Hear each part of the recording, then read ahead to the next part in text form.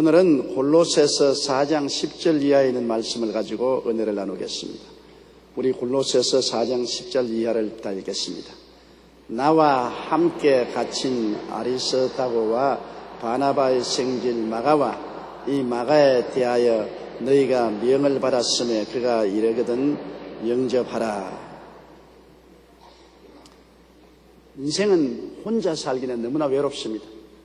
이 막막한 우주 공간에 떠 있는 조그마한 별인 지구상에서 내 혼자 산다는 것은 정말 기가 막히게 외로운 것입니다.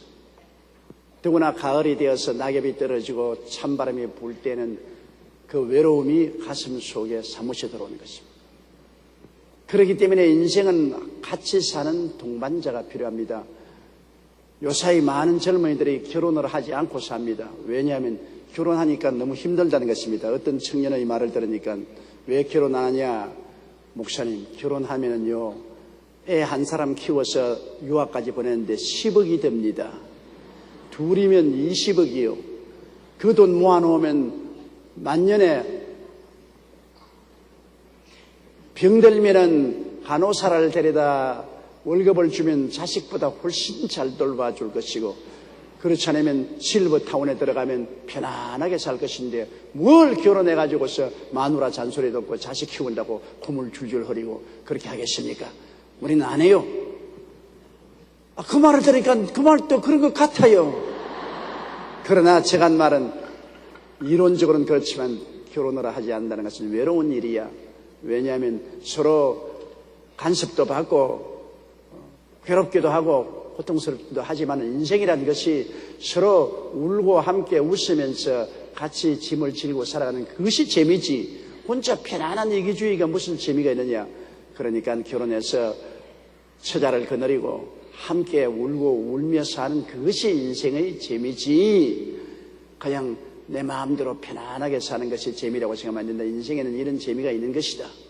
여러분, 그렇습니다. 인생은 가장 재미없는 것이 고독입니다.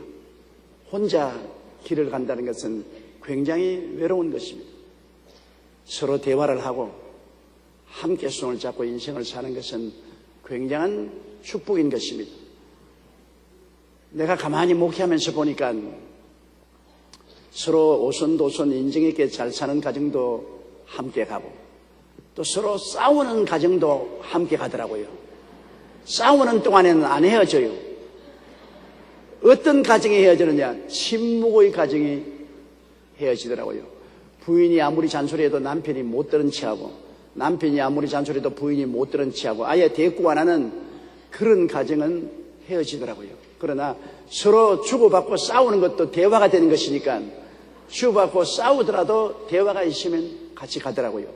함께 인생을 산다는 것 굉장히 좋습니다. 저는 해외 선교를 늘 하기 때문에 내 선교에 장로님들이 동반을 많이 합니다. 그런데 제일 동반하더라도 미운 장로가 있어요. 누가 밉느냐? 중간에 떠나는 사람입니다. 같이 선교 여행을 하다가 중간에 떠나는 사람 제일 밉습니다. 왜? 같이 선교하다가 중간에 떠나면은 그 빈자리가 굉장히 공허를 가져오는 것입니다. 차라리 처음부터 안 따라왔으면 좋아요. 그러면 빈자리를 안 만들어 놓지. 따라왔으면 떠나가면 빈자리를 만들어 놓는 것입니다. 따라오다가 중간에 떠나려고 하거든 중간에 조인하는 것이 좋습니다. 중간에 늦게 왔습니다 하고서 같이 조인을 하면은 반가워요. 그러나 같이 가다가 중간에 떠나는 것은 굉장한 공백을 느끼고 싫습니다. 그렇기 때문에 저는 항상 나와 함께 선교 여행을 하는 사람들 기대하는 바는 중간에 떠나지 마라. 중간에 떠나면 너무나 공허하고 외롭다. 확 쥐어박아 버리고 싶다. 정말입니다. 그렇기 때문에 사람은 함께 가야 돼요. 중간에 와서 함께 가든지 처음부터 함께 가든지 함께 가는 것이 좋습니다. 제가 대단히 존경하는 세계적인 유명한 신유의 부흥 강사였던 오라 로버트 목사님이 만년에 캘리포니아에서 은퇴해서 부인 에블린 여사와 함께 살다가 작년에 부인이 차고에서 넘어져서 타박상을 입고 머리를 다쳐서 세상을 떴습니다. 그래서 90이 가까운 노부부가 살다가 부인이 세상을 떠니까 그 남편이 고독으로 견딜 줄을 못해요. 90평생을 함께 살다가 한 사람이 먼저 가니까 모든 환경이 좋은데요, 좋은 집에 좋은 환경에 있어도 그 정신적인 고독에 견딜 수가 없는데 오늘 아침 연락이 왔는데 세상을 떠게 되었다고 연락이 왔어요. 그리고 살아갈 의지를 잃어버렸어요. 세상을 떠게 됐는데 좀 더 살라고 노력을 해야 되겠는데 살 희망을 버리고 빨리 가겠다고 잡아요. 세상에 떠겠다. 인생을 함께 가다가 한 사람이 떨어져 나가면 그 고독함이 치명타를 가집니다. 그렇기 때문에 대개 부부가 같이 살다가 남편이 먼저 가더라도 부인이 쉬 뒤따라가고 부인이 먼저 가면 남편이 더 쉬 따라갑니다. 남편보다도 아내가 독합니다. 여자는 고독을 잘 이겨내요. 여자는 혼자 잘 살아요. 여자는 독하다고. 그래서 원래 체질적으로도 여자가 남자보다 우리 한국의 수명이 한 7년에서 10년 더 오래 삽니다. 그런데 남편이 죽어도 끄떡없이 살아요. 그러나 대개 남편들은 부인이 죽고 난 다음 시들시들 하다가 그냥 죽어버려요. 몇 년 이내에 남편들이 따라 죽더라고요. 그러므로 남편들이 고함은 크게 쳐도 사실은 모질지가 않다고요. 마음이 안 독하다고. 그러므로 남편들을 불쌍히 여기고 잘 돌봐주라고요. 남편들이 죽고 난 다음에도 여러분은 오래오래 자녀들하고 살 수 있으니까 좋지 않아요? 바울 선생이 바나바의 성질 마가와 틀린 것이 있습니다. 마가 요한은 하나님이 사용했던 귀한 종입니다. 마가 요한의 다락방에서 오순절 성령 운동도 일어났고 마가 요한이 마가복음도 적었고 훌륭하지만은 그가 처음 바울이 제1차 선교 여행을 떠날 때 그는 중간에서 바울을 버리고 예루살렘으로 돌아갔습니다. 이게 바울에게 굉장한 타격을 주었습니다. 아예 처음 출발 때부터 안 따라왔으면 좋겠는데 바울과 바나바의 생질인 마가 요한이 함께 가다가 중간에서 바울이 아시아 지역으로 들어가니 길이 험하고 선교가 힘드니까 버리고 떠나버렸습니다. 바울이 속으로 괘씸하게 되겠습니다. 아예 따라오지 말지 중간에 왜 떠났냐. 바울은 마가가 떠남으로 말미암아 마음에 그 빈자리가 너무나 아팠습니다. 그래서 1차 선교 여행을 마치고 난 다음 그 다음 바울과 바나바가 예루살렘으로 돌아왔다가 다시 안디옥에서 제2차 선교 여행을 떠나려고 할 때 바나바가 자기의 생질인 마가 요한을 데리고 가자 그랬습니다. 그 바울은 절대 못 데리고 간다. 또 중간에 떠나서 마음에 못을 박으려고 한 번 나를 중간에서 떠난 사람 이젠 두 번째 다시 못 데리고 간다. 그러니까 그 아잡이 되는 바나바는 결코 조카인 마가 요한을 데리고 가겠다. 그래서 둘이가 굉장히 논쟁이 붙었습니다. 그렇게 하나님의 신령한 종인 바울과 바나바가 싸움이 붙었습니다. 말릴 사람이 없어요. 부부간에 싸움이 붙으면 자식이 못 말리지 않아요. 위대한 종 바울 선생과 바나바 싸움이 붙었습니다. 그것도 마가 요한을 데리고 가자는 바나바와 바울은 못 데리고 간다. 처음 여행 때 우리를 버리고 중간에 떠난 이 사람은 데려가지 못한다. 그래서 갈라졌습니다. 참 성경 말씀 보면 하나 안타까운 게 있습니다. 이렇게 위대한 두 주의 종이 서로 이해하고 동정하고 사랑하고 양보해서 하나가 되었으면 좋았을 것인데 갈라졌습니다. 바울은 바울대로 바나바는 바나바대로 서로 갈라져서 각각 선교지로 떠난 것입니다. 바울은 실라를 데리고 떠나고 바나바는 마가 요한 조카를 데리고 떠났습니다. 그런데 이상하게 1차 선교여행 때는 하나님 성령께서 사도행전에 그들의 기록을 다 했는데 2차 선교여행 때 갈라지고 난 다음에 오직 선교여행의 기록은 바울의 행적만 기록됐지 바나바는 그때부터 기록이 없습니다. 그걸 볼 때 하나님께서는 1차 선교 여행 때 바울을 떠나서 예루살렘으로 돌아갔던 마가 요한을 데리고 선교 여행을 떠나는 것을 하나님은 기뻐하지 않았고 바울이 옳았다는 것으로 볼 수 있는 것입니다.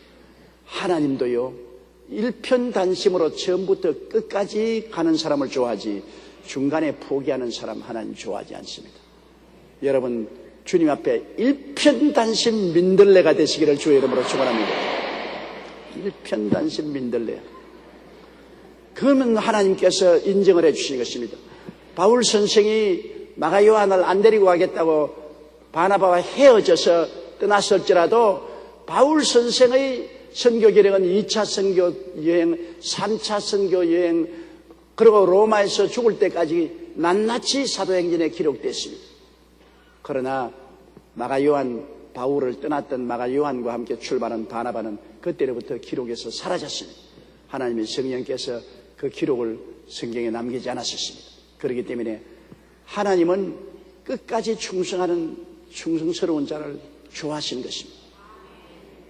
교회도 여기 갔다가 저기 갔다가 밤낮으로 옮기는 사람이 있어요. 그런 사람은 기록이 없습니다. 한 교회에 앉아가지고서 거기서 구역장도 하고 지역장도 하고 권사도 되고 안수집사 장로도 되고 섬기면 기록이 남습니다. 교회에 기록이 남아요. 그러나 자꾸 옮겨다니는 사람은 기록이 남지 않습니다. 예속담에도 구르던 돌에 이끼가 끼지 않는다고 자꾸 돌이 굴러다니면 이끼가 끼나요? 한 곳에 눌러 앉아야 이끼가 끼는 것입니다. 하나님께서는 언제나 하나님과도 한번 출발했으면 끝까지 동행하고 주의 사역에도 끝까지 동행해야 하나님의 복을 받습니다. 바울 선생은 지금 로마의 감옥에 갇혀서 골로새 교인들에게 편지할 때 나와 함께 갇힌 아리스타고는 바울과 함께 사역하는 선교사로서 바울과 함께 감옥에 갇혔어요. 그리고 바나바의 생질 마가도 다행히 바울 선생이 3차 선교 여행 때 감옥에 갇혔을 때 화해를 했습니다. 바울하고 마가 요한이 화해를 하니까 화해한 마가 요한은 이게 기록 나오지 않아요. 화해를 안 한 바나바는 기록이 안 나오지 않아요. 화해를 바울이 했습니다. 그래서 바나바의 생질 마가와 이 마가에 대하여 너희가 명을 받았음에 그가 이러거든 영접하라. 미리 골로새에 가거들랑 마가 요한을 잘 돌보아줘라. 그가 나에 대해서 미안하게 생각하고 마음에 겸연쩍게 생각하고 있기 때문에 그 마음을 위로하고 잘 영접해서 평안하도록 하라고 이미 바울이 부탁을 한 것입니다. 바울 선생은 마가 요한에 대해서 굉장히 화가 났지만은 세월이 흘러가므로 다 사라졌습니다. 세월이 약입니다. 여러분, 사람이 여간 상처를 입고 고통스러워도 세월이 지나면 치료받지요. 육체도 상처를 입으면 세월이 지나면 치료를 받아요. 젊은 사람들은 빨리빨리 치료받고 늙은 몸은 빨리 치료를 안 받아요. 젊은이들은 이렇게 다리에 무슨 상처가 나도 한 2, 3일이면 싹 아무는데 노인들은 2주간, 3주간 걸려요. 그러므로 노인이 삐뚤어지면 점점 안 펴지거든. 젊은이들은 마음의 상처를 입어도 얼마 있으면 싹 펴지는데 노인들은 삐뚤어지면 몇 주간, 몇 달을 이렇게 삐뚤어져 있어요. 그 늙는다는 것은 굉장히 좋지 않습니다. 늙는다는 것은 몸에 상처를 입어도 빨리 안 낫고 마음의 상처를 입어도 빨리 안 낫습니다. 그러므로 노인들을 모시기가 힘이 든다고요. 노인들은 쉽게 섭섭이가 들어가고 마음에 상처를 입고 잘 펴지지 않으므로 조심스럽게 노인을 모셔야 됩니다. 젊은이들은 빨랑빨랑 낫습니다. 그런데 바울 선생은 마가 요한과 상처 입은 상처가 이미 다 나았어요. 세월이 흘러감이 나므로 마가 요한을 특별히 잘 돌봐주고 대집어주고 용기를 얻도록 부탁을 하고 있는 것입니다. 그 다음 11절요. 유스도라 하는 예수도 너희에게 무난하니 저희는 할례당이라 이들만 하나님 나라를 위하여 함께 역사하는 자들이니 이런 사람들이 나의 위로가 되었느니라. 성경에 우리 주 예수 그리스도 이외에 예수라는 이름을 가진 사람이 많습니다. 예수라는 말은 히브리어로는 요수아입니다. 요수아를 헬라 발음으로 예수라고 하기 때문에 사람들이 여호수아를 똔따서 그 자식들의 이름을 여호수아로 지은 사람이 많습니다. 그런데 여호수아의 이름을 유대 말로는 여호수아지만 헬라 말로 번역하면 예수라고 하는 것입니다. 그러므로 우리 주 예수 그리스도와 똑같은 이름을 가진 사람이 많아요. 제가 인도의 부흥회를 열 때 내 부흥회를 주장한 목사님 이름이 고약한 이름이에요. 스탈린이에요. 소련을 공산주의하고 자기 동포 5천만을 죽인 소련 스탈린의 이름을 가졌어요. 왜 당신 이름이 스탈린이니까 자기 아버지가 스탈린을 존경해서 자기 이름을 스탈린으로 붙였다. 그래서 내가 그 이름 바꾸어라. 그 아주 고약한 이름이다. 이미지가 좋으니 바꾸라. 근데 끝까지 안 바꾸고 있다가 그만 죽어버리고 말았어요. 이름이 중요합니다, 여러분. 이름이라는 것은 자기의 이미지를 나타내고 남도 불러주고 자기도 불러주는 것이 입술로 시인하는 것이지요. 하나님께서는 사람의 운명을 바꿀 때 이름을 바꾸어 주었습니다. 아브라함을 자식을 주실 때는 아브라함, 많은 민족의 조상으로, 사레는 많은 자식의 여주로 사라로 이름을 바꾸어 주었습니다. 그래서 밤낮 이름을 바꾸어서 시인을 합니다. 아직까지 자식이 없는데도 불구하고 없는 것을 있는 것 같이 시인하는 것이 이름입니다. 없는 것을 있는 것 같이 아브라함, 사라, 많은 조상의 아비여, 많은 자식의 여주여, 이렇게 이름을 자꾸 고백해서 그 입술의 말로서 새로운 역사가 일어나게 만들어주는 것입니다. 그러므로 이름이 굉장히 중요합니다. 야곱을 하나님께서 운명을 변화시킬 때 이름을 이스라엘로 바꾸었습니다. 야복 나루토에서 천사와 실험하고 난 다음에 내게 복을 주지 않으면 돌려보내드리지 않겠다고 붙잡아 매달리니까 하나님의 사자, 즉 구약시대에 나타난 예수님께서 내 이름이 뭐냐? 야곱입니다. 야곱이라는 것은 사기꾼이란 말입니다. 하도 사기꾼을 노릇을 해서 이름이 사기꾼입니다. 그러니까 내 이름은 이제 야곱이라 하지 말고 이스라엘이라. 하나님의 왕자, 하나님과 실험에서 이긴 자, 너희는 이스라엘이라. 그래서 야곱이 운명이 바뀌어지고 그 원수된 형과 화합하고 대이스라엘의 장자가 되기 위해서 하나님께서는 이름을 바꾸어 줬습니다. 야곱에서 이스라엘로 이름을 바꾸었죠. 주님께서는 시몬도 베드로라고 이름을 바꾸었지 않습니까? 사울은 바울로 이름을 바꾸었지 않습니까? 그 아무 의미 없이 이름을 바꾸는 건 아니에요. 이름이라는 것은 한 사람의 전 운명을 대표하는 표상이고 발음인 것입니다. 나는 제 이름에 대해서 제일 처음에는 좋지 않게 생각했어요. 왜냐하면 초등학교 다닐 때 우리 선배들이 내게 와서 와, 용기가 있다. 성경에 용기 있는 사람이라니 용기가 있는 사람이 있네. 저 용기. 그렇기 때문에 아예 기분이 좋지 않아서 아버지가 왜 내게 이런 이름을 지었을까 했는데 요사이 보니까 제가 늘 용기를 생각하고 용기를 말하고 용기 있게 살자. 내 이름이 내게 굉장한 좋은 표상이 되고 그 발음이 언제나 용기를 갖다주는 긍정적이고 적극적인 사고를 갖다주는 것입니다. 이름이란 굉장히 좋죠. 어제 내가 오사랑학교 예배를 인도하는데 어린 딸이 내게 왔어요. 한 6살 먹는 애가 때때 옷을 입고 와서 목사님하고 옆에 왔는데 보니까 이름이 성경이라. 성은 내가 잊어버리는데 이름은 안 잊어버려요. 하나님 말씀 성경. 이름 참 좋잖아요. 언제나 쓰나 성경. 걔는 성경을 잊어버릴 수가 없을 것입니다. 이름이 성경입니다. 그런데 이름을 개똥이라고 지은 것은 정말로 개똥 같은 이름이에요. 개똥 같은 이름. 인생도 개똥같이 살 것이라고. 개똥이. 왜 이름을 그렇게 개똥이로 짓습니까? 말자라. 인생 말자라죠. 배 말자. 인생 말자란 말입니다. 그거 아주 좋지가 않아요. 그러므로 자녀들의 이름을 지을 때 이름 발음이 언제나 긍정적이고 적극적이고 창조적인 이름을 갖다 주고 그리고 내용도 좋고 한 발음과 내용이 좋은 그런 이름을 줘야 돼요. 그래서 사람들이 많이 제게 이름을 지어달라고 해서 과거에 내가 혼이 났어요. 이름 짓는다고 장명한다고 애를 먹었어요. 주님께 기도하고 자녀들 이름을 지었는데 저는 언제나 이름을 긍정적이고 적극적이고 창조적인 그 면에 있어서 이름을 짓고 발음을 그렇게 하도록 하는 것입니다. 우리 맏손녀는 이름이 성년인데 둘째 이긴다는 승리에다가 나타날 현자로 해서 언제나 승리가 나타나는 딸이다. 성현이. 그리고 아들은 성욱이라고 손자를 지었는데 승리가 해가 떠오르듯이 높이 솟아오른다. 전부 성자를 붙였어요. 왜냐하면 이기는 것이 좋으니까 지는 것보다도. 주님께서 말하기를 내가 세상을 이기었노라 했으니까. 그러므로 이름을 내용도 있고 발음도 좋은 이름을 짓는 것은 참 좋습니다. 그래서 사람들이 과거에 여호수아가 이스라엘 백성을 이끌고 가나안 땅을 정복했기 때문에 자기 아들들의 이름을 여호수아로 지은 사람이 많습니다. 그것을 헬라어로 번역하면 예수입니다. 구원한다는 뜻인 것입니다. 그래서 유수도라 하는 유수도라는 이름인데 그가 또 다른 이름으로 예수라고 하는 이름을 가진 유대인입니다. 너희에게 문하니라. 이 유수도도 바울과 함께 감옥에 들어간 것이 틀림없습니다. 저희는 할례당이라.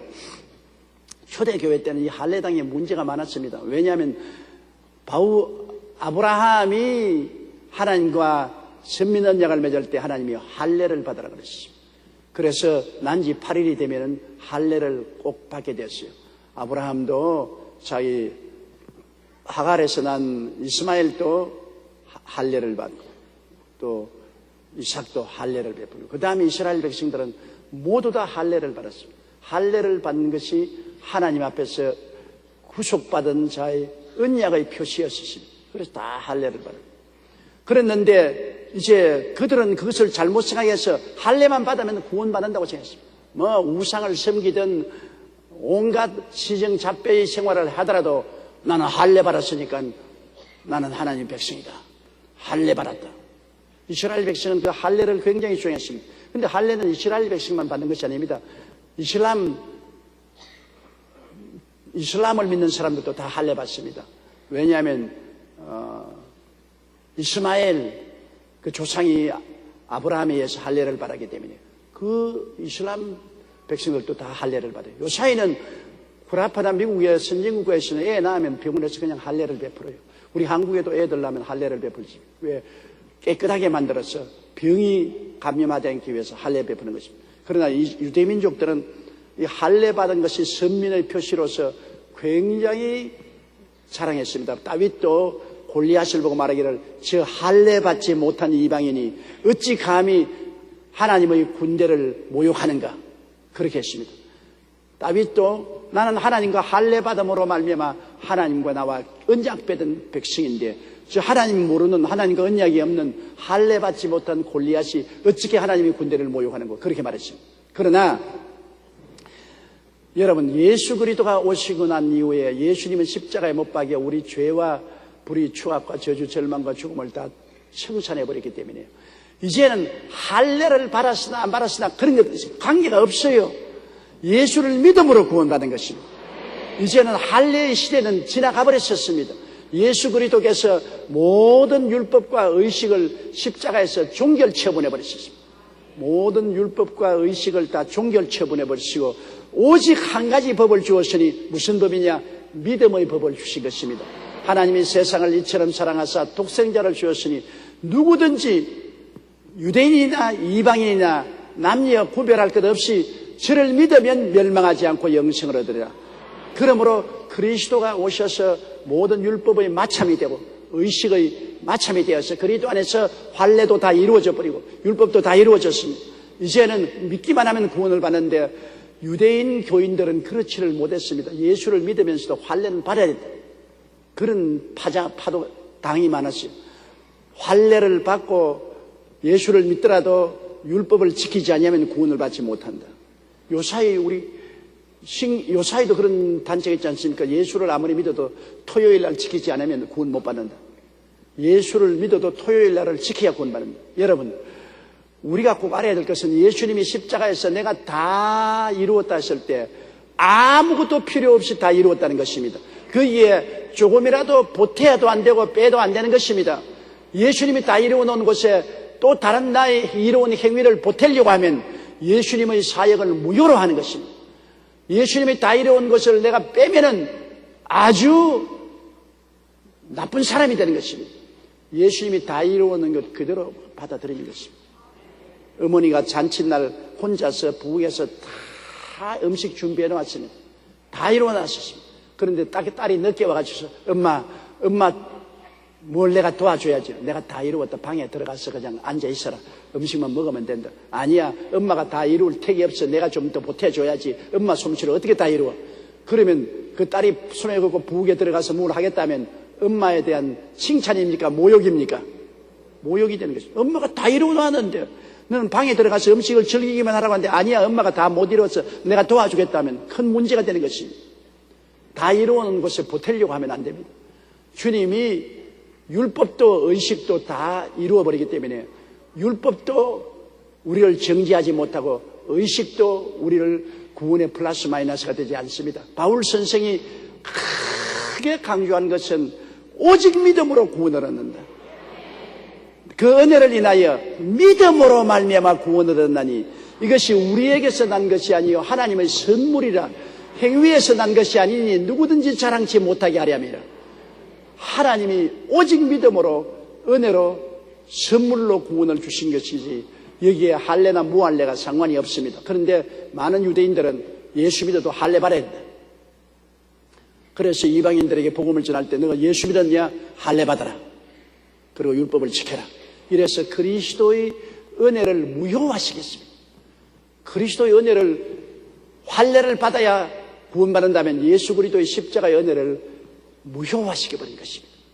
중대한 문제가 생기는 거예요. 그래서 바울이 끝까지 유대인들과 싸운 것은 예수를 믿음으로 구원받는 것이지 믿고 할례도 받고 율법도 지켜야 구원받는다면 예수 그리스도의 십자가를 무효하게 만드는 것입니다. 그리스도의 고난이 무효하게 되는 것입니다. 그래서 유대인과 주님이 끝까지 싸웠습니다. 초대교회를 갈라놓은 거대한 이단이 바로 그것입니다. 예수를 믿어도 할례를 받고 율법을 지켜야 된다. 그래서 그리스도의 십자가 보혈은 공로만 가지고는 안 된다. 예수님의 고난을 무효화시키는 일을 하는 이런 이단들이 많아서 바울이 끝까지 이단들과 싸웠습니다. 오늘날도 마찬가지입니다. 예수 믿어도 토요일날 지켜야 구원받는다. 아닙니다. 예수 믿음으로 충분한 것입니다. 예수를 믿는 그 믿음으로 구원받는 것입니다.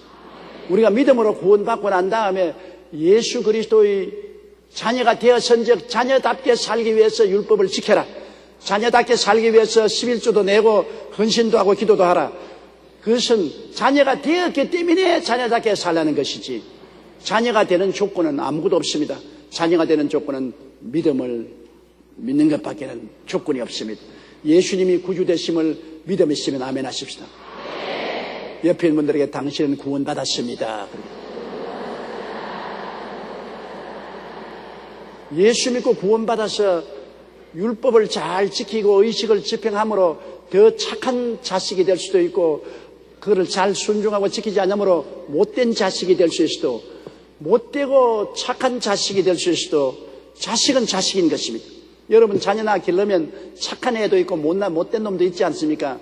착한 자식은 더 사랑스럽고 못된 놈은 채찍을 더 때려야 되지 않습니까? 우리 신앙도 하나님께 잘 믿고 순종하는 사람은 착한 자식으로 하나님이 복을 주시고 자꾸 불순종하고 반대하면 하나님이 채찍을 때리는 것이지 그러나 우리 행함으로 말미암아 구원받는 것 절대로 아닌 것입니다. 구원은 오직 믿음으로 믿음 이외에 다른 조건을 붙이면 절대로 안 되는 것입니다. 그런데 유스도라 하는 이 예수도 유대인이지만은 할례를 받은 사람들이 유대인은 어릴 때부터 할례를 받으니까 할례당이죠. 할례당이지만 이 사람은 할례가 구원에 관계없다고 바울 선생이 가르친 그대로 믿는 것입니다. 할례는 내가 태어났을 때 8일 만에 부모님들이 나를 세상에 데려가서 할례를 베풀었기 때문에 뭐 내가 어찌할 수 없으니 할례를 받은 것은 별 도리 없으나 이것이 구원의 조건이 아니다. 구원은 오직 예수 믿음으로 구원받는다고 믿는 할례당 중에 한 사람인 것입니다. 이 유수도라는 사람가 또 바나바의 생기를 막아낸 다 유대인이기 때문에 어릴 때부터 할례 받았으나 할례에 의지하지 아니하고 그들은 오직 하나님 은혜를 입어서 예수를 믿음으로 구원받고 주님 오실 날을 기다리는 사람들로서 바울이 제게 큰 위로가 되었다.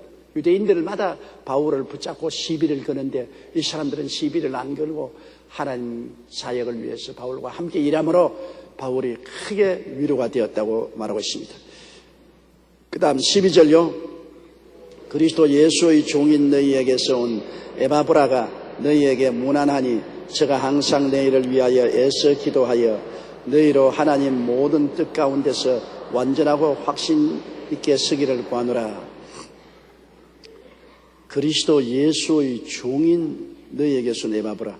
에바브라는 바울을 통해서 은혜를 받고 구원을 받고 주의 종이 된 사람입니다. 이 에바브라는 골로새 교회를 세웠었습니다.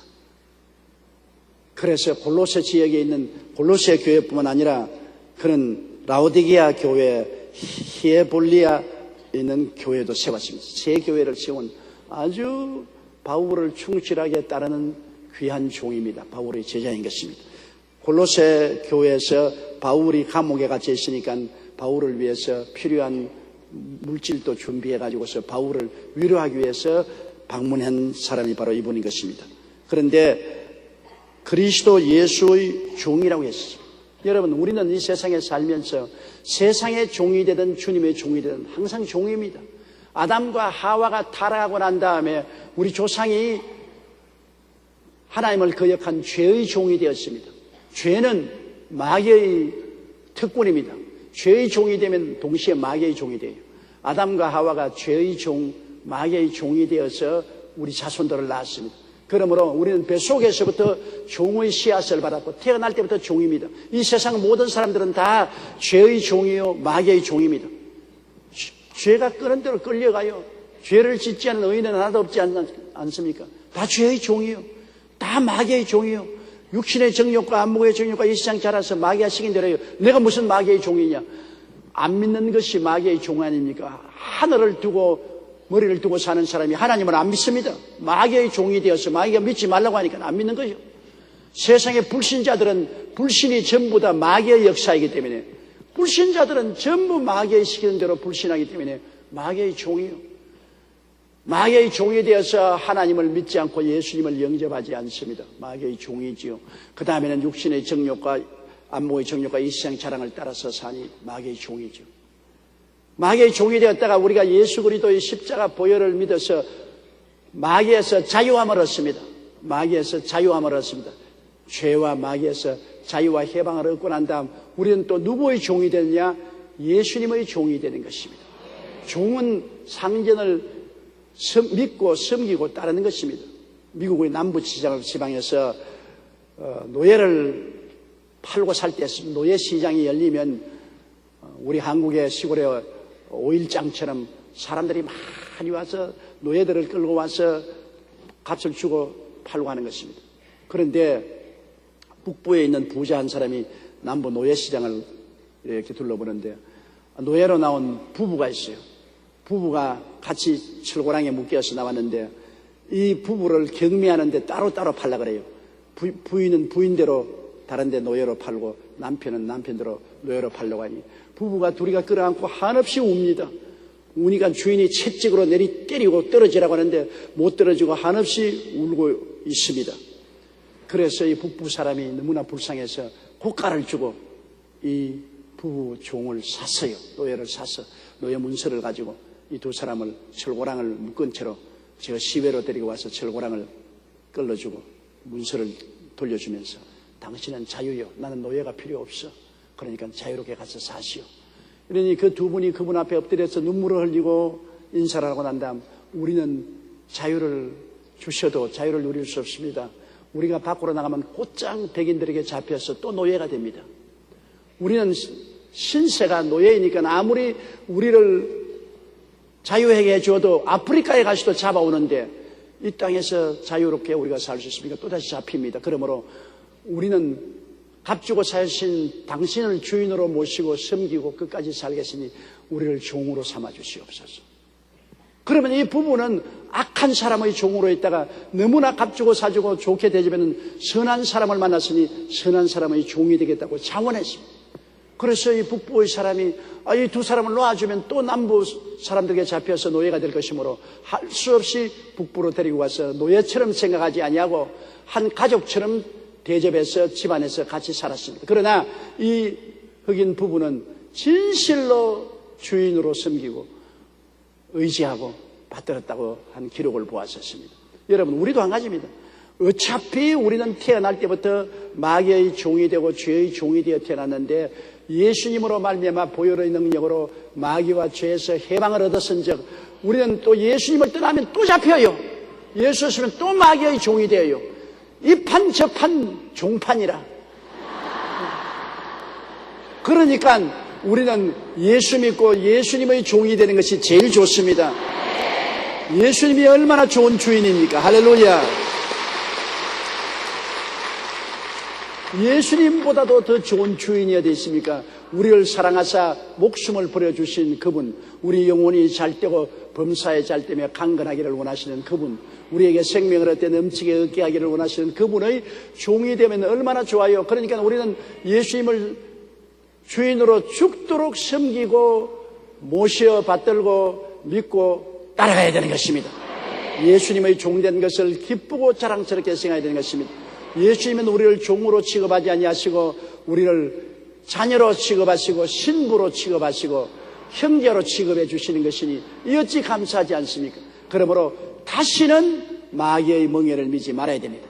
성경의 갈라디아서 5장 1절에 그리스도께서 우리를 자유케 하려고 자유를 주었은즉 그러므로 믿음의 구석에 서서 다시는 종의 멍에를 매지 마라.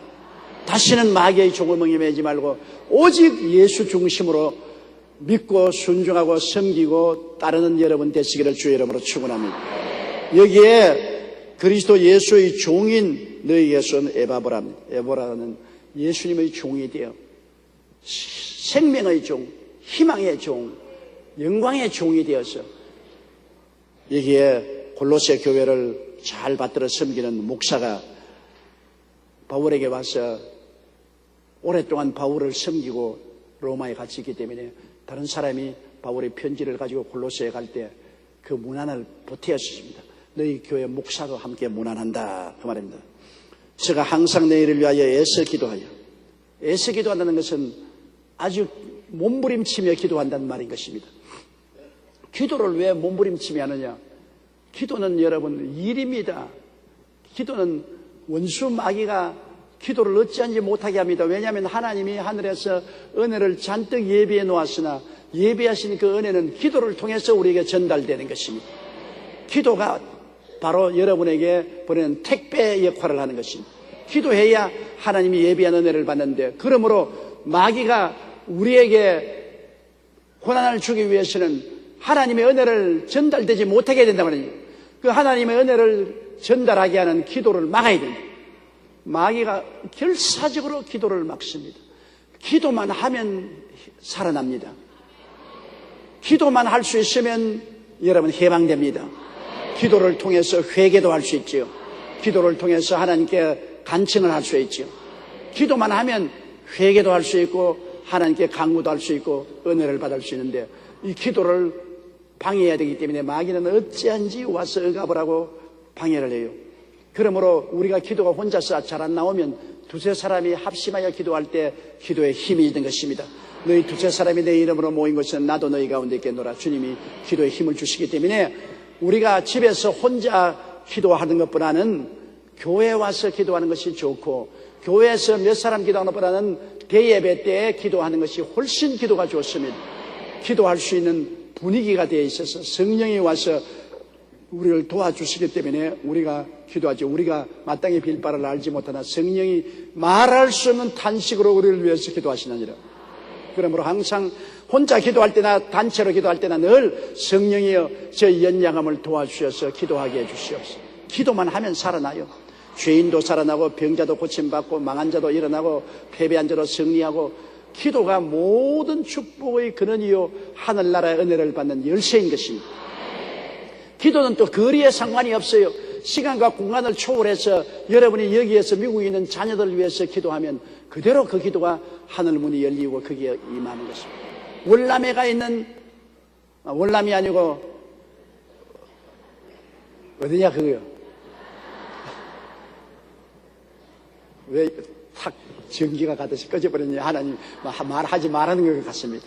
어느 곳에 있든지 여러분의 기도는 시간과 공간을 초월해서 그 사람 위에 역사하는 것입니다. 그러므로 저는 많은 병원에 입원한 여러분 성도들 가족들을 제게 기도받으러 옵니다. 성경책을 가져오든지 사진을 가지고 온다든지 손수건을 가지고 오는데 여기서 제가 엎드려서 손을 얹고 기도하면 저의 기도는 바로 그 병원에 가서 병상 위에 하늘문을 열어놓는 것입니다. 제가 직접 간 것이나 멀리 있는 것이나 상관없습니다. 기도는 시간과 공간을 초월하는 것입니다. 놀라운 역사를 마가 요한 집에서 베드로를 위해서 부인들이 기도하는데 베드로는 감옥에 갇혔습니다. 끌려 나와서 내일이면 사형을 받아야 되는데 밤중에 천사가 나타나서 감옥 문을 열어 제껴버리고 베드로가 해방되었습니다. 감옥에 근처도 못 가고 감옥 저 멀리 떨어진 마가 요한의 집에서 부인들이 모여서 기도한 것이 바로 베드로의 감옥 문 위에 문이 열리고 하나님 천사가 나타난 것입니다.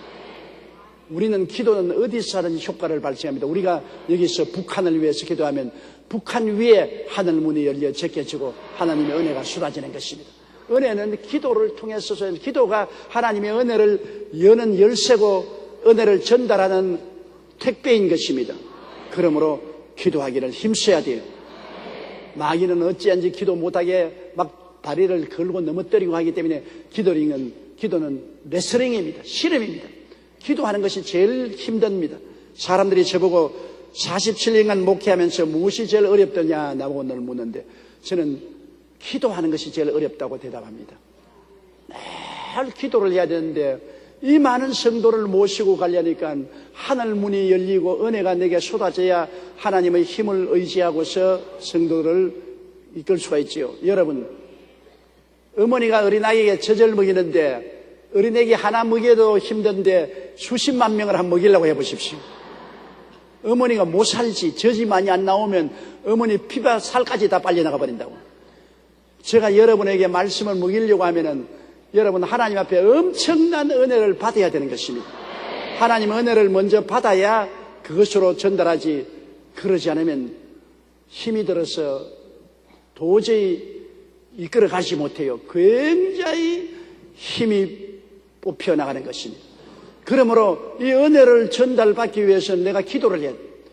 하나님 앞에서 24시간 늘 기도하고 때가 있을 때마다 하나님께 엎드려 기도해서 성령님의 은혜를 받아야 주의 성도들 앞에 서서 말씀을 전할 수 있고 능력과 은혜가 나타나는 것입니다. 이렇기 때문에 여러분께서 저를 위해서 기도를 좀 많이 해 주시기 바랍니다. 저 자신도 여러분을 위해서 늘 기도하거니와 여러분이 힘을 보태 주어야 저도 더 힘차게 일할 수가 있는 것입니다. 기도 동지 굉장히 좋은 동지입니다. 서로 위해서 기도해 주는 것 이거 굉장히 좋은 것이요. 가정에도 모여서 가정 예배를 드리면 가정 위에 하늘 문을 열어놓습니다. 구역에서 모여서 기도하면 구역원들 위에 하늘 문을 열어놓습니다. 하늘 문을 여는 열쇠는 기도인 것입니다. 이 좋은 기도를 왜 안 합니까? 왜 안 하느냐? 마귀가 못하게 하니까 안 하는 거예요. 하나님도 기도하라. 응답하겠다. 너희는 내게 부르시져라. 내가 내게 응답하겠다고 말했습니다. 제가 내게 간구하리니 내가 응답하리라고 말씀한 것입니다. 무엇이 내 이름으로 내게 구하면 내가 시행하리라고 주님께서 말씀합니다. 그런데도 안 하지 않아요. 왜? 마귀가 못하게 막 내리누르고 눈을 그냥 감기고 귀를 손가락으로 막고 입술을 막고 가슴을 짓누르고 기도 못하게 합니다. 그렇기 때문에 내 혼자 힘으로 도저히 안 될 때 두세 사람이 함께 모이는 것입니다. 이 의미에서 구역 예배가 왜 필요하냐? 내 혼자서 집에서 기도해서 도저히 이기지 못한 것 구역 예배에 같이 함께 말씀 전하고 함께 찬송하는데 나라가 임하거든요. 하늘나라가 임하거든요. 하늘나라가 하나님의 찬송과 기도 속에서 하늘나라가 임하면 그 속에서 합심하여 기도하게 되면 하늘문이 쉽게 열리고 마귀의 진을 물리칠 수 있는 것입니다. 혼자 마귀와 싸우려면 힘들잖아요. 두세 사람이 힘을 합쳐서 싸우면 쉽게 이길 수 있잖아요. 그러므로 구역 예배 열심히 나가고 두세 사람이 합심하여 기도하고 문제가 생기면 내 혼자 부러지지 말고 여러 사람에게 연락해서 함께 기도해달라고 부탁을 하고 합심해서 기도하면 마귀가 아무리 밀어 제껴도 하늘문은 열려지게 되는 것입니다. 기도가 승리의 원천이 되는 것입니다. 사람들은 기도를 그렇게 높이 평가하지 않지만은 하늘나라는 기도를 최고로 평가하는 것입니다. 기도하면 됩니다. 기도하면 죄인 회개하고, 기도하면 병 낫고, 기도하면 마귀 쫓겨나가고, 기도하면 저주가 물러가고, 기도하면 천당문이 열리고, 기도하면 축복이 임하는 것입니다. 기도해야. 첫째도 둘째도 셋째도 기도해야 돼요. 저는 새벽기도 이번에 추수감사절 새벽기도 하면서 안타까운 것은 성도들이 내 설교만 듣고 기도하라 하면 다 일어나가 버려요. 뭐가 그렇게 바쁜지. 세상 일 항상 바빠요. 늘 바빠요. 여러분 10시간 세상 일을 해도 못할 것 1시간 기도하면 쉽게 해줄 수가 있는 것입니다. 일이 어려울수록 많은 시간을 내서 기도하면 적게 노력해도 일이 될 수 있는 것은 하나님이 하늘문을 열어주시기 때문인 것입니다. 노를 저어서 배를 타고 가는 사람은 얼마나 힘이 들어요. 근데 돛을 달고 바람이 확 불어오면 노를 저어가고 편안히 앉아서도 싹 간단 말이에요. 10시간 노를 저어갈 것을 돛을 달아서 바람이 불면 한 2시간에 목적지에 도달하는 것입니다. 10시간 노력해서 이룰 일을 한 2시간 기도하면 간단히 이루어지는 것입니다. 기도는 하늘문을 열고 하나님의 도움을 받는 것입니다. 그러므로 세상 일 바쁘다고 기도 제껴놓지 마십시오. 바쁘거들랑 더 기도하십시오. 시간이 없다 생각할 때는 더 기도를 하십시오. 기도가 세상의 바쁜 일을 쉽게 이루고 짧은 시간에 성취할 수 있게 만들어주는 하나님의 역사를 베풀어 주시는 것입니다. 그러므로 여기에 보면 에바브라는 그가 골로새를 떠나서 멀리 로마에 와 있으면서도 바울과 함께 감옥에서 있으면서도 그는 항상 골로새에 있는 성도들을 위해서 애써 기도했습니다. 장난삼아 기도가 아니라 땀을 뻘뻘 흘리며 애써서 기도를 했습니다. 그래서 그 기도 결과로 너희로 하나님의 모든 뜻 가운데 완전하고 확신 있게 쓰기를 구하는 하나님의 뜻 가운데서 하나님 뜻을 다 성도들이 알고 뜻 가운데서 믿음을 흔들리지 않고 확신을 가지고 신앙이 튼튼해지기를 위해서 기도를 한 매일같이 에바브라는 하나님 아버지여 주님께서 역사에 있어서 이 골로새에 있는 교인들 라오디게아 히에라폴리아에 있는 교인들이 믿음의 구석에 서게 도와주십시오. 하나님의 뜻을 알도록 말씀이 깨달아지게 도와주시옵시고 믿음의 구석에 서게 도와주시옵시고 흔들리지 않게 해주시옵소서. 그렇게 기도하니까 하늘문이 열리고 그 은혜가 쏟아지는 것입니다. 그 은혜가 쏟아져요. 예수 안 믿는 사람도 교회 와서 남 기도하는데 눈을 뜨고 이렇게 보고 있어도 여러분 예수 그리스도 믿는 사람이 기도를 하니까 하늘문이 열리고 성령의 비가 오니까 자기도 그 따라 비를 맞게 되는 것입니다. 그 따라 비를 맞아요. 그래서 아무것도 모르고 교회에 따라 나왔던 사람이 얼마 있어 예수 믿게 되는 것은 지도 모르게 앉아있다가 성령의 비가 자꾸 오니까 마귀가 콱콱 소리 지르고 나가버리고 마음이 펑 열려지고 예수 그리스도를 깨달아 알게 되는 것입니다. 예배 보는데 와서 앉아만 있어도 되는 것입니다. 앉아만 있어도 성령의 비가 임하기 때문에 성령의 단비를 맞으면은 마음에 변화 안 받을 사람이 아무도 없는 것입니다. 그러므로 예수 믿는 사람들이 교회에 나와서 예배드리고 찬송드리고 말씀 드리면 말할 필요 없이 하나님의 성령의 은혜가 임해서 믿음이 강해지고 굳세어지는 것입니다. 안 믿는 사람도 변화를 받습니다. 그러므로 에바브라 디도는 기도해서 주의 성도들이 모여서 말씀을 들을 때 하나님의 뜻을 깨닫고 은혜를 받아서 믿음이 튼튼하게 서고 굳세게 되라고 늘 기도를 했고 그 기도가 하나님이 응답해 주신 것입니다. 13절이요. 그가 너희와 라오디게아에 있는 자들과 히에라폴리아에 있는 자들을 위하여 많이 수고하는 것을 내가 증거하노라. 수고지요. 기도는 수고로운 것입니다. 여러분 지역장 구역장님들 고맙게 생각해야 돼요. 구역장 지역장들이 구역원들을 위해서 기도하는 것 수고로운 것입니다. 굉장히 영적인 에너지가 들어가는 것입니다. 기도라는 것이 여러분 수고롭지 않은 것이 없습니다. 물론 기도 중에서 하나님께 예배드리고 감사하고 찬양하는 것은 좀 힘이 들 때입니다. 하나님께 감사하고 찬양하는 것은 마귀가 그렇게 막지 않습니다만 영혼을 구원해달라, 병 고쳐달라, 하나님의 은혜로서 도움을 달라, 축복을 달라는 것은 마귀가 결사적으로 막거든. 그러니까 수고롭다고요. 힘이 든다고. 땀이 바짝바짝 난다고요. 정말 땀이 바짝바짝 나요. 그건 안 해본 사람 몰라요. 나도 기도해보면 땀이 바짝바짝 나요. 어떤 데는 창자가 등 뒤에 붙을 때도 있어요. 기도할 때 부르짖으면 얼마나 수고로운지 창자가 등 뒤에 붙고 배가 막 꼬여져요. 그래서 내가 해산의 고생이라는 것이 이런 것이구나. 나는 애를 안 낳아봤기 때문에 모르겠지만은 굉장히 마음이 고통스럽고 온몸이 저려온다고요. 그러한 애타는 기도, 이런 것이 사탄을 무너뜨리는 것이지. 나는 그냥 앉아서 묵상 기도한다고 앉아서 하나도 수고롭지 않습니다. 그건 가짜요. 그저 묵상하는 것은 좋긴 좋지. 내 마음속에 은혜는 되지만은 마귀와 싸움은 아닙니다. 싸움이 아무 힘 안 드는 싸움은 싸움이 아닙니다. 마귀하고 밀고 땡기기 하는데 힘이 안 들 때가 있어요. 힘이 들어야 기도가 되는 것입니다. 수고롭게 해야 기도가 되는 것이요. 여러분, 주여 화음치는데 수고롭지 않습니까? 목이 아프고 배가 꺼지고 에너지가 소모되지요. 그것이 바로 마귀와 싸워서 이기는 것입니다. 애쓰고 힘쓰고 수고로워야 기도가 된다는 것입니다. 그렇기 때문에 왜 저 순복음교회 교인들 부르짖느냐? 그렇기 때문에 부르짖기 때문에 순복음교회 교인들을 위해 하나님의 영광이 임하죠. 우리 교인들이 어느 교회 새벽기도에 나와서 부르짖다가 목사에게 쫓겨난 사람 많아요. 우리 교회는 부르짖지 않는다. 하나님 귀가 먹었냐 부르짖게. 조용조용해도 하나님이 알아듣는다.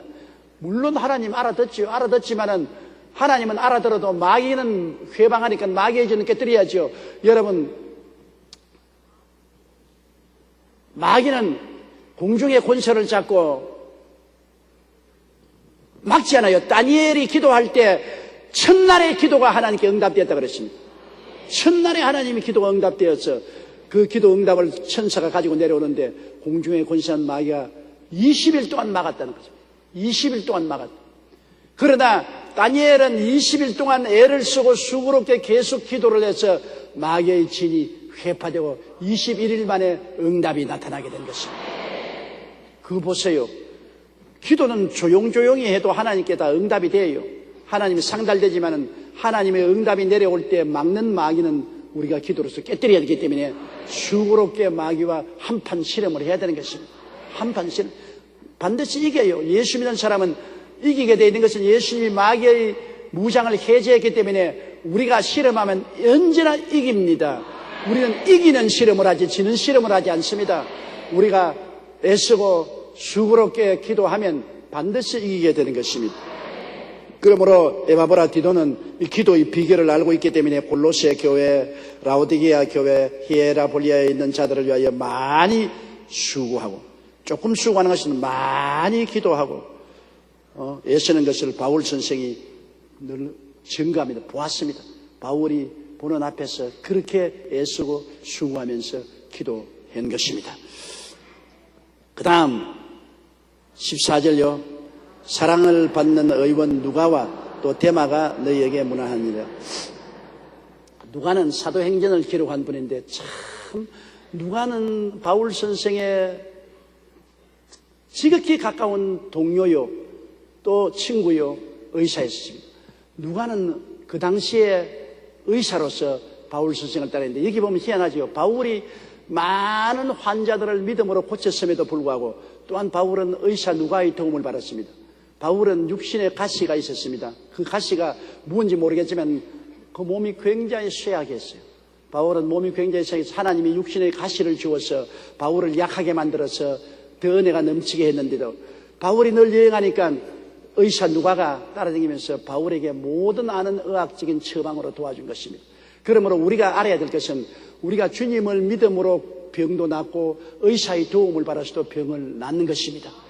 문제는 병이 낫는 것이 문제인 것입니다. 하나님이 의사를 통해서 우리를 고치기도 하시고 약을 주어서 고치기도 하시고 성령으로 기적으로 고치기도 하시는 것입니다.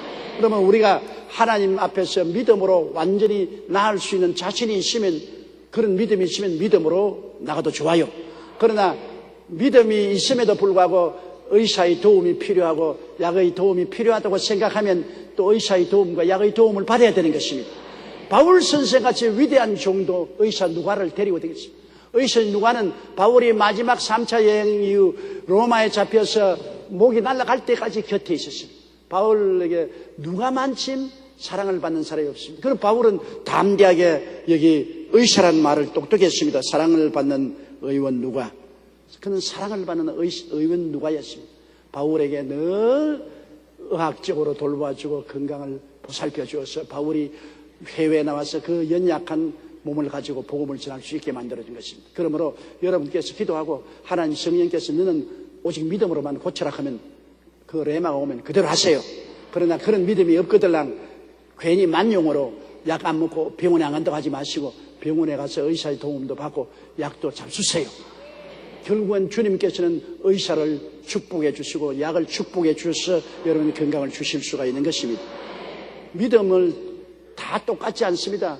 믿음이 대학원 졸업생 한 믿음도 있고 대학생 믿음도 있고 초등학생 믿음이 있는데 초등학생을 믿음을 가진 사람 보고 대학원처럼 오직 주님만 믿고 그대로 나가라.